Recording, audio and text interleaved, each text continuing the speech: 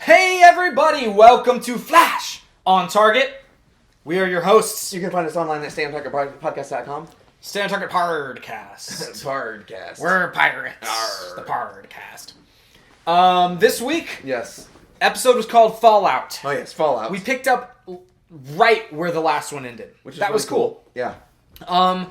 And with the explosion of Firestorm. And And the subsequent separation yep, into two people two people. who share brainwaves. Super intense, man. And it can now re-merge So, at will. last week, whenever you asked, is that how Firestorm works? Yes. Where one mind controls the body and the other one's kind of buried? The answer, of course, as evidence this week, is yes. I was wondering if they were turning it on its head, because that's what they did. Because, like, normally, the person with the body and not the brains has the body, and the person with the brains basically tells them what to do. So there's like these times in the comics where Firestorm will need to communicate some big scientific like thing to the team, to like Superman and Batman and the Justice League, but he can't because he has to go like relay it from the guy in the brain through the mouthpiece to them, to the person who doesn't have the brain, and then that person has to tell them. So, I mean, it's like there's that cool kind of interplay. But that's not the case here. That wasn't the case last time, but now, whenever they join, Ronnie has, the upper hand now. That's true. That's So- true. Well, in terms of the fact that he's the one speaking and he's basically hearing the doctor's mind. Right. So now we're on track with where like the comics has people, but it is the same situation where you have two people who are Firestorm. Yeah. And apart, they're these two kind of different people that share brainwaves. Yeah. So we've kind of quickly covered that. Let's talk about the more important reveal in this. Ooh. Oh yeah, you're talking about Harrison. Is that Harrison Wells is the Reverse Flash. He is in fact the Reverse Flash. What is happening, dude? Dude, I don't know. Like, because we don't know if we've established time travel now. With Barry and with that whole Right. thing. And that was, okay, so last week we were talking about one of our criticisms was that we kind of had assumed and knew that Barry was there chasing, like fighting the Reverse Flash Yeah. the night that his mother died. Yeah. And they hadn't figured that out until last episode. That was the only thing that was weird about last episode. But this episode, whenever Barry kind of finds out, it hits home a little bit more because of the excellent performances of both him and Joe. Yeah. And so, like, that was fun. You spoke of time travel. Yes. I don't really like the way that they try to explain time travel in terms of using Terminator as a good example of time Oh, travel. it's a bad example of time Horrible travel. example of time travel. Yeah. Like, it does not work in that situation. No, and it doesn't work in, honestly, anytime time travel is done in the references that he picked, neither of those times was it like... Yeah, Back to the Future is kind of like, you got some weird inconsistencies there. I think they took more care Yes. in, like, making sure that things were different and stuff like that, like, and how would this work than Terminator. Right. That franchise And is a just lot of riddled it- with time travel problems. Yeah, and a lot of Back to the Future was like trying to put things back the way they should have been. Right. Like when after you accidentally change something, Right. How does the future need to be now? So I mean, it was an exercise in basically getting things back to where they should have been. Yeah. And so that's the problem that we run into here is like that both of those scenarios. One of them either didn't work, and the other one it was like it ended up being a disaster because they changed something they didn't mean to. Right. I don't know. I mean, both examples, it's really a hard situation. But that being said, like, I think it's cool that now that's been laid down as the goal. Like, that's what Barry wants to move toward. He's like, I'm going to go back and save my mom. Yep. So that's really interesting. So something else that was really cool this episode that I enjoyed, and I wanted to throw it out there as to see what you thought. This episode, we didn't really have a traditional, I guess, pacing and plot line that we've had on the show, where you have kind of the Freak of the Week kind of situation, where somebody gets a power and we have to go deal with one person. This was kind of an ongoing of the main plot line, as well as the side plot line that we've been dealing with. So it's like both of the through lines that we kind of dealt with here and there were the main lines, plot lines in this episode. Right. And I liked it. It felt a lot better this time. Yeah. And it felt like they both fit. I wonder if this is maybe where we're going to be going in the future. is more of this, because you think about season 1 of Arrow, and they kind of did have like they had a name to cross off the list every episode, and they had they had one thing to do each episode, and they kind of closed the book on each one for the first half of the first season. Right. And then it kind of broke out into this different thing. Yeah. So I'm wondering if maybe we're going on that route. I hope so, because like we have to, we can't continue down that road. I mean, and honestly, it looks like the previews. I don't know if you saw the previews for the next episode. No. It looks like we're gonna deal with more of Harrison and the Reverse Flash, and looks like Star Labs is gonna find out and stuff like that. And so, I think we're moving down a road where like a lot of things are revealed. Okay, so I just thought of this while I was sitting here. Go with me on this. Okay. I'm strapping in, Chris. Barry's goal is to go back in time and try to save his mother. Yes.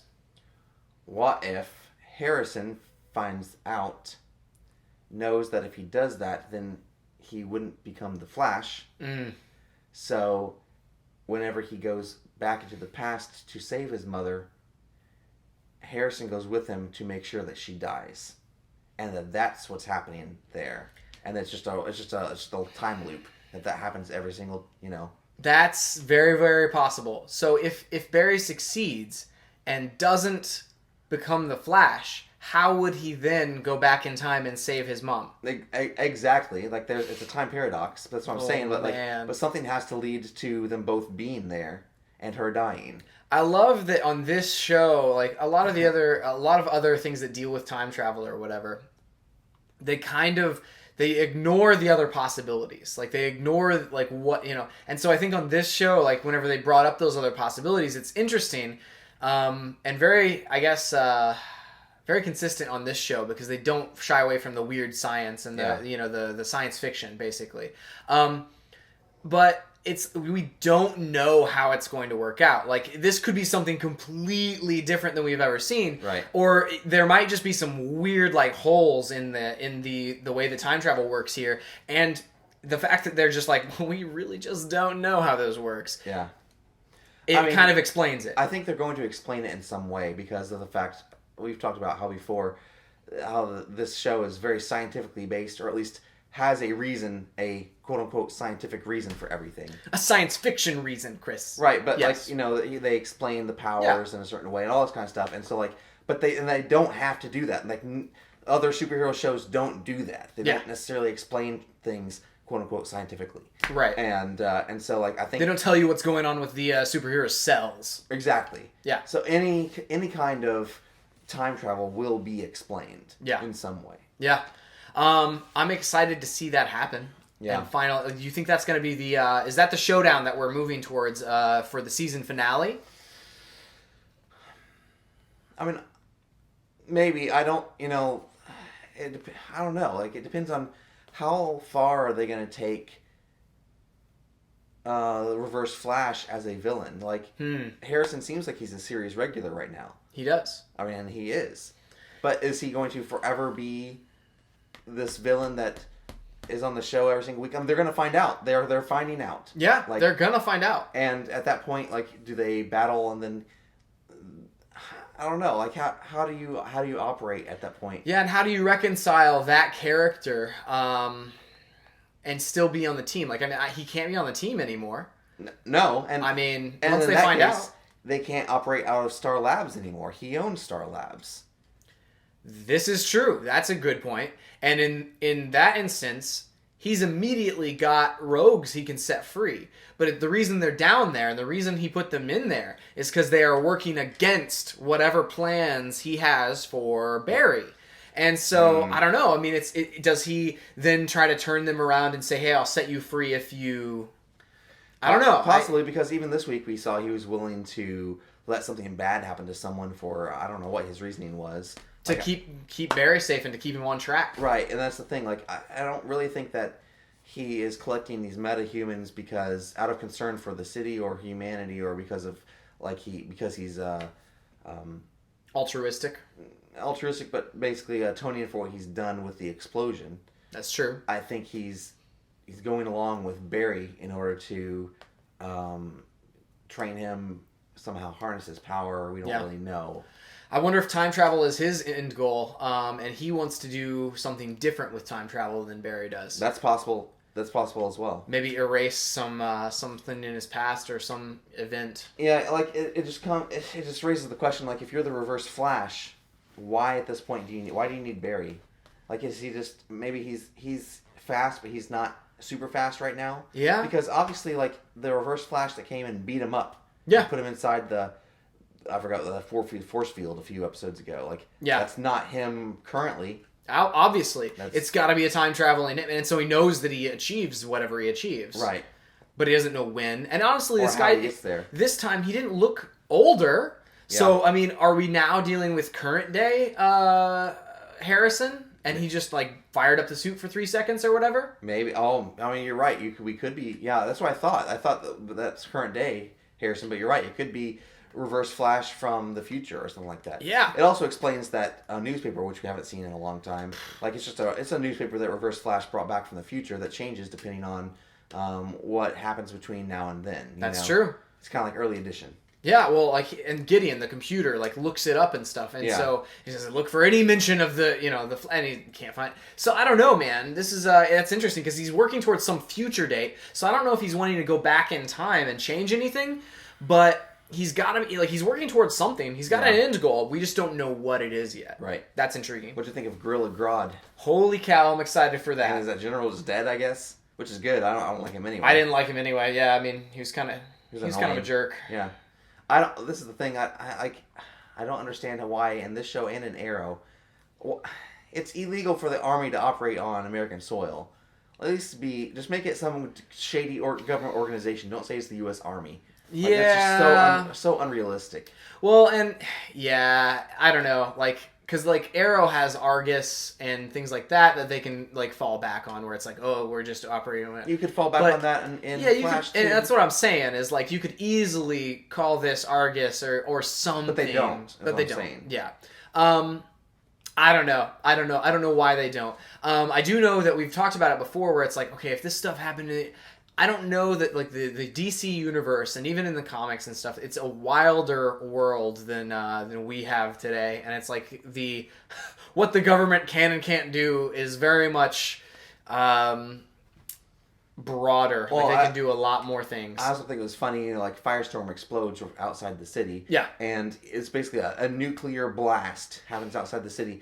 No one in Starling City is upset or you mean Central City? Central City, sorry. No one's concerned. There's no news trucks. No, and even at the paper, or is it a paper or is it a news channel? It's a paper where Iris works. Which if we're gonna put her in in some sort of a news job, we pick the most, like, antiquated medium possible. Yeah. It's like she goes from being on the edge of technology as a blogger and where news is immediate to the newspaper. Yeah. That's hilarious. Yeah, for to sure. me. Well, I mean, I just think it's funny in the futuristic Central City that we've established that the newspaper is still a deal. So there's this huge nuclear blast, and then what is the newspaper concerned with? Oh, what's going on at Star Labs? Yeah, and Firestorm, and Iris getting attacked in the coffee shop. It's funny. I hadn't thought about that. Now I'm getting more and more upset by the fact that Barry has not told Iris what's going on. Because that's becoming more of a concern. But it's not. Yes, it's a concern as far as the plot goes and Barry and what she's going to do. She's going to now, like, try to, like, figure out what's happening at Star Labs. She'll figure it out, and by that point it'll probably be too late or something like that. Something will happen. What I don't like is the fact that it's such an obvious just plot point that the writer's just writing this situation so that it's inevitable, but it shouldn't be like that. Like, he should have told her. He probably would have told her in real life. Like, I feel even as his character goes right now, it's like, okay, you saw the awkward moment, and while it was a really fun moment, the awkward moment with him and Iris and Joe and it's Ronnie. So, like, you saw that awkward moment, and that was fun, but it's like you get enough of those, and it's like Barry as his character would tell her, like, he would have to, because I mean he came clean about having feelings for her. And at that point, he knows that she has this obsession with the Flash. That's true. And if he just tells her, I'm the Flash, he has her. She is, at that point, his girlfriend. And not only that, like, not only but then she's in the team. And it's like, okay, what danger can she be put in right now? It's like it was more dangerous back earlier in the season. But at this point, right now, it's not that dangerous. And if she knows there's really no danger to her one way or the other. And I think that was the rationale for not telling her. And I think maybe now the only reason to not tell her is because you haven't told her yet. Yeah. And that's a illogical double negative reason. So they need to tell her. But you're right. I'm not sure they will because it seems like it's kind of if they do this, it's going to kind of be disappointing because it's obvious. Right. But it seems kind of obvious that they're leading her to some sort of a conflict where she either ruins something or she gets hurt in the process or of herself finding into out. a lot of trouble. Yeah, there's going to be something there. Because it seems like it would be a good idea for them to have somebody in the media to know and to be able to kind of help out with that. Or cover it up or, whatever. Right, yeah, no, spin the story however they need. It almost seems like Harrison would want that too, but I don't know. Yeah. We've talked about the mishandling of her character before, and that continues. I mean, she just has, it's like they try to, she has this tenacity, and she's gonna figure this out. But the writers have never given her that. Stupid. It's just so stupid. Why is she now obsessed with this? And go talk to Joe or Barry, who you have relationships with, and try to figure it out. And just lay it out, just ask. But the thing is, her character, they've constantly had her character being manipulated by people, by other characters, and now she's being manipulated by this veteran dude, creepy guy at the reporter. Yeah, this creepy reporter at the newspaper, and so her characters again they haven't established her as a character that I really care about or want to know more about, despite the fact that in episodes 1 and 2, I absolutely loved her character. Yeah. And so, I think they kind of mishandled it from that point on. And so I hope that fixes itself. I don't know. Yeah. We'll see. Gorilla Grodd, though. Super pumped. I don't know how how does that work into any of this? I don't know. I don't know. Dude, but I'm super excited. I think, I really hope they bring his character out, and I really hope that he is a big, big, big threat to Central City at some point along the way. I don't understand Harrison's motivations in knowing where he's at, but not do. I don't know. I don't know. I don't know. I don't know. I mean, I don't know what Harrison. Yeah, again, I have no idea what his motivations are. We just know that he's got greater plans, and that they can't be good. No, they can't be good for anyone. Nope. Unless they are. Maybe. I mean, good motivation still doesn't negate the fact that he's murdered a few people. Exactly. So. Yeah. He's definitely a bad dude. Oh, he's definitely, at the very least, a morally bankrupt person. Yes. But I don't know. Yeah.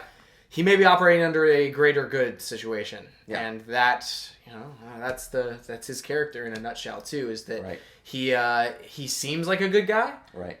But then he does these crazy things that are just terrible. Right. Let me see. Was there anything else on this episode that we wanted to talk about? I think that's all I have. I think that was about everything. The music was amazing on this episode. I didn't want to throw that out there. Yeah, I mean, it's always great on Flash. That's true. There was a couple of key moments where it was really nice. Let me see. Yeah, I really think that was about all that I had. Do you have any quotes? I do have quotes. Do you want to do how many boots this episode first? I'll give it 3.5. I'll give it a good 3.5, nodding towards 4, but not quite all the way to 4. If I could give this, it would be 3.8 boots. That's just super specific. That's really weird. It's all right, though.